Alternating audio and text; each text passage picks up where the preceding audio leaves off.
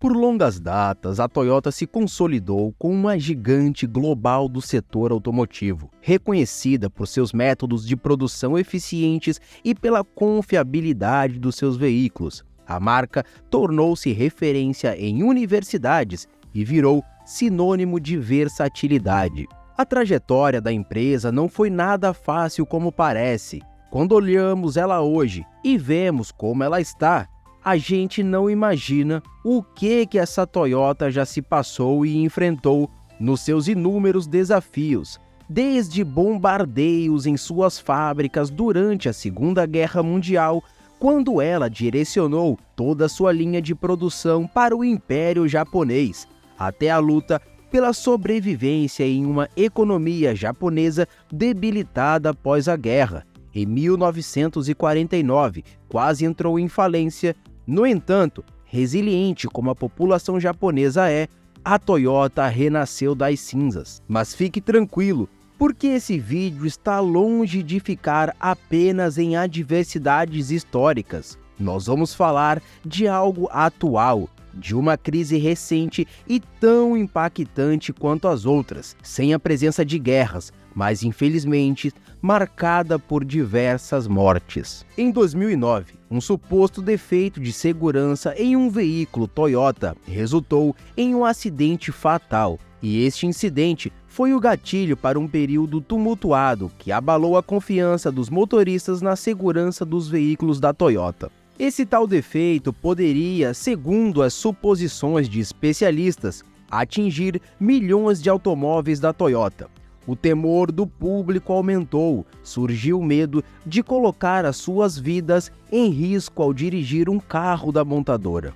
Em 2010, a imprensa noticiou que o defeito na produção dos veículos poderia ter causado mais de 100 mortes. A empresa, aparentemente, falhou ao garantir a segurança de seus clientes. A questão que ficou foi: a Toyota permitiu a circulação de carros com falha que possuem o risco de vida ou foi vítima do sensacionalismo midiático?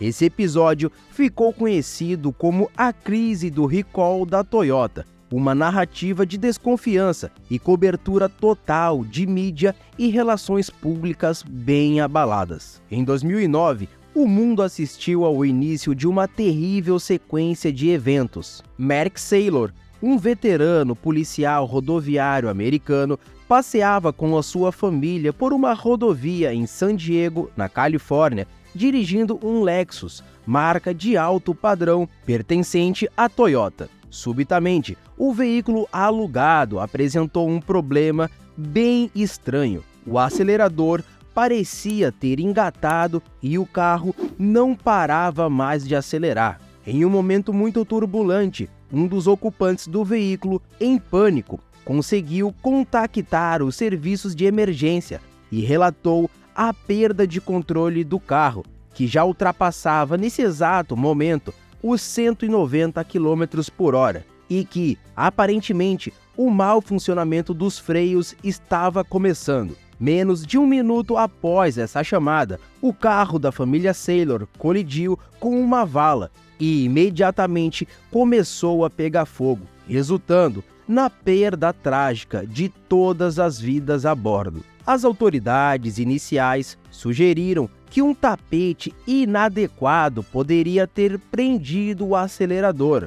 Entretanto, essa explicação soou um pouco ridícula para muitas pessoas, especialmente para os parentes das vítimas. Argumentavam-se que se fosse algo tão simples como foi ou como diziam ser, será que não teriam como ter resolvido isso antes de um acidente grave acontecer? E mais, a reputação de Mark como um experiente policial rodoviário levantou ainda mais dúvidas. Certamente, ele estaria habilitado a lidar com emergências nas estradas, implicando que teria tentado de tudo para parar o veículo. O choque da tragédia reverberou pelas comunidades locais e em todo o país, despertando questões muito preocupantes. O que causou o acidente?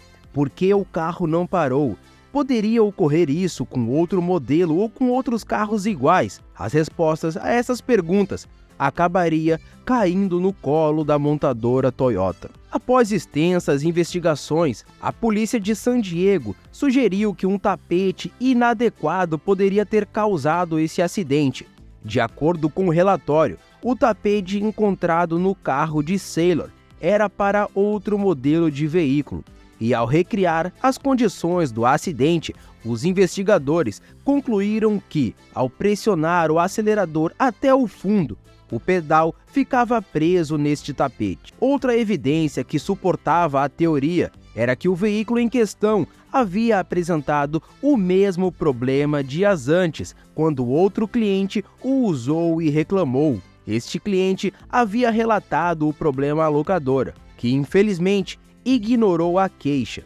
Esse mesmo cliente também mencionou a dificuldade de liberar o pedal, mesmo com o carro parado e desligado. Aparentemente, o tapete inadequado foi apenas o estopim do acidente, mas não era um problema desconhecido pela Toyota, que em 2007 a empresa havia realizado um recall para substituir os tapetes de alguns modelos, incluindo o Lexus ES350, devido a incidentes semelhantes. Isso não absolve a locadora da responsabilidade por instalar um tapete como este de forma inadequada, mas associou diretamente ao acidente que aconteceu em San Diego à Toyota. Foi neste ponto que a crise da empresa japonesa realmente começou. A tragédia com a família Saylor, embora não atribuída diretamente à Toyota, lançou uma sombra de dúvidas sobre a qualidade e a segurança dos veículos da marca. O mundo agora vigiava atentamente a Toyota e parecia que uma enxurrada de falhas em vários modelos estava começando a vir à tona, expondo erros passados, alguns com consequências até fatais. Na tentativa de controlar a situação após o acidente com o Lexus, a Toyota emitiu um aviso de segurança, alertando sobre o perigo dos tapetes inadequados e instruindo como interromper um veículo com o acelerador preso. A empresa também convocou um recall para ajustar o pedal do acelerador, aumentando o espaço entre o pedal e o assoalho do carro para minimizar o risco de obstrução. A Toyota, no entanto, não considerou esse problema como um defeito inerente ao carro, reafirmando que a questão era decorrente de uso de tapetes impróprios. Porém, a NHTSA, conhecida como Administração Nacional de Segurança no Trânsito Rodoviário dos Estados Unidos, por outro lado, considerou o problema como um defeito fundamental, classificando a declaração da Toyota como imprecisa e enganadora. Este desacordo acirrou os ânimos, aumentando a desconfiança do público americano em relação à marca japonesa. Muitos achavam difícil de acreditar que um mero tapete pudesse ser a causa de um acidente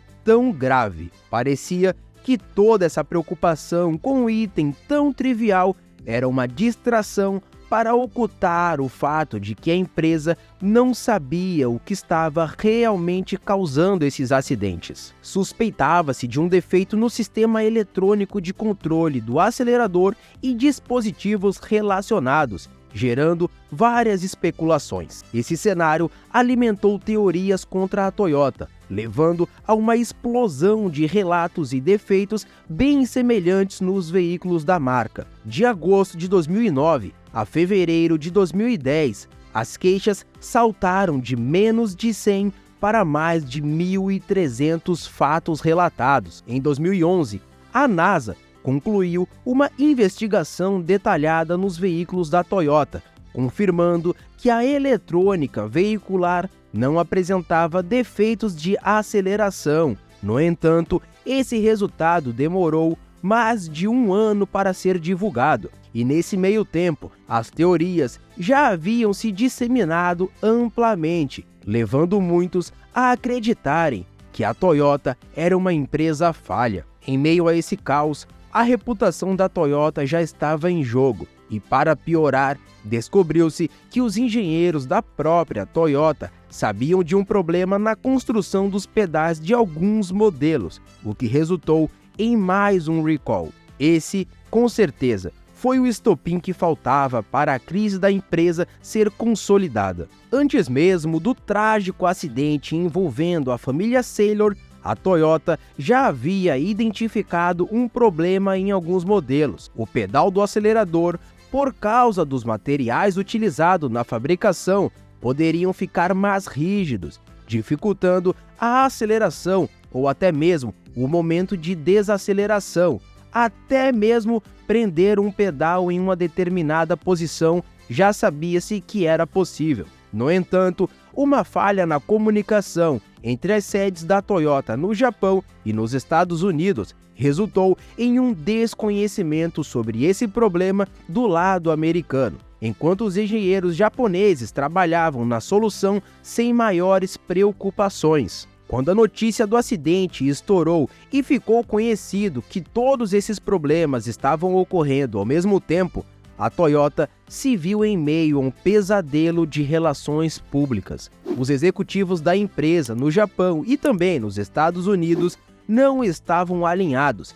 Enquanto os japoneses acreditavam que o desafio não era um problema de segurança e que não era necessário fazer um recall com urgência, os executivos americanos queriam fazer uma declaração pública, detalhando os problemas para esclarecer tudo. No entanto, os recalls foram inevitáveis. Entre 2009 e 2010, a Toyota fez recall de mais de 8 milhões de veículos em todo o mundo por problemas no acelerador e no assoalho. Esse número é impressionante, mas acredite, na década de 2000 a 2010, a NHTSA recebeu mais de 6.200 queixas de aceleração involuntárias em carros da Toyota, além de relatos de quase 100 mortes relacionadas ao mesmo problema. A crise de confiança ocorreu em um momento bem delicado, logo após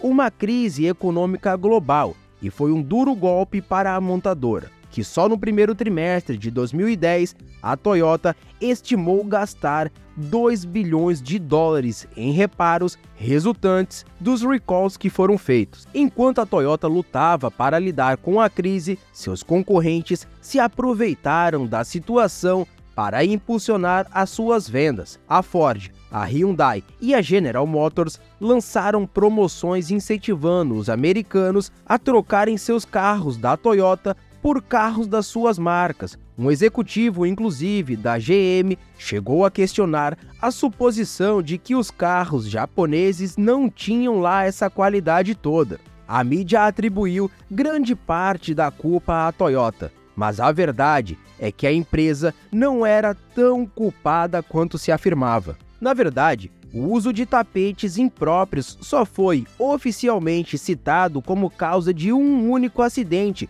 que justamente foi o acidente com o Lexus da família Saylor, não havendo no futuro nenhum outro registro de acidentes causado pelos pedais rígidos, os verdadeiros motivos da maioria dos recalls. Inclusive, a maioria dos acidentes foi atribuída a erros humanos, ou seja, a Toyota nunca colocou a vida dos motoristas em risco, tanto quanto foi divulgado pelo meio de comunicação. O que aconteceu sim foi uma combinação de variáveis que fez da Toyota um grande alvo do público. Primeiro, o acidente da família Saylor criou um clima de desconfiança e, em segundo lugar, a fraca comunicação interna da própria Toyota gerou situações que pareciam indicar um acobertamento da verdade. E, em terceiro lugar também, a mídia explorou a crise publicando notícias que basicamente incriminavam a Toyota. E por fim, os sucessivos recalls realizados pela montadora foram interpretados pelo público como uma pequena confissão de que os carros da marca realmente tinham defeitos, alimentando especulações sobre a falta de qualidade e também de segurança dos veículos japoneses. Jeffrey Liker, professor de engenharia industrial da Universidade de Michigan e especialista na Toyota, como eu já falei em um vídeo aqui no canal sobre o sistema Toyota de produção, disse, em 2011, que os maiores beneficiados com a crise foram os jornalistas sensacionalistas, que conseguiram muita atenção. Além disso, a própria NHTSA, que passou a receber um orçamento maior e a impor mais regras. Mas a NHTSA tomou uma nova direção, analisando objetivamente os dados da NASA, concluindo que não haviam evidências de problemas eletrônicos nos veículos da Toyota e mudando seu foco para verdadeiros problemas de distração ao volante e o uso incorreto do pedal. Liker destacou que, apesar das perdas bilionárias, a Toyota saiu fortalecida da crise.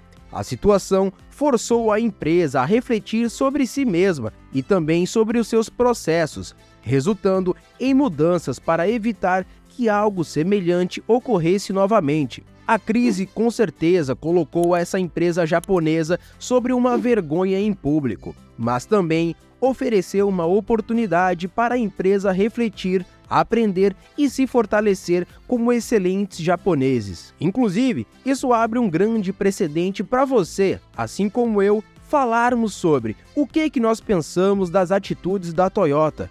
Eu te faço um convite, me diz aqui no comentário o que você pensa sobre a empresa atualmente e também não esquece de ler o que as pessoas estão falando sobre ela. Inclusive, eu já te faço mais um convite se você quiser continuar comigo aqui no Fórmula Turbo, assistindo ao vídeo que está passando agora na sua tela, onde nele eu falo sobre todo o sistema Toyota de produção e como essa empresa japonesa simplesmente modelou todo o cenário de indústria que fabrica algo e que também fabrica carros principalmente. Ficou curioso e quer ver um pouco mais sobre isso? Então clica no vídeo que está passando agora na sua tela. E não se esquece de deixar seu like, se inscrever no canal e também de ativar as notificações. Afinal, eu posto vídeos todos os dias, inclusive te vejo no próximo.